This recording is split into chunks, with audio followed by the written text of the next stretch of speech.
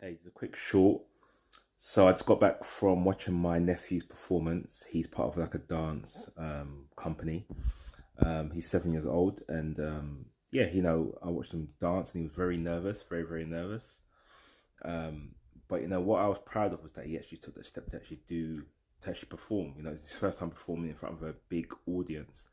He's only performed before, but it was a much smaller audience. So today it was much bigger for him. So I could tell that he was very nervous, wasn't really getting the moves in time and stuff. I think he was more focused on the crowd rather than his actual routine.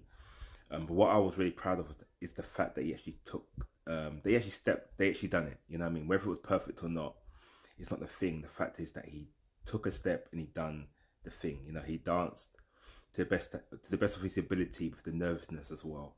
And that's a lesson for me, and I think it's a lesson for all of us really. That despite the nervousness, despite the fear, sometimes you just got to do it with the fear, do it with the nervousness, do it with the intimidation, do it with the even with the lack of confidence, and even with myself. Sometimes, many times, I play and I play even with fear. Sometimes have that mindset of that. What is that person thinking of my playing?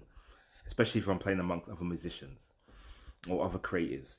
I self criticize myself.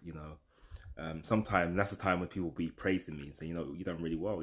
What you done really inspired me, or they really enjoy what I do.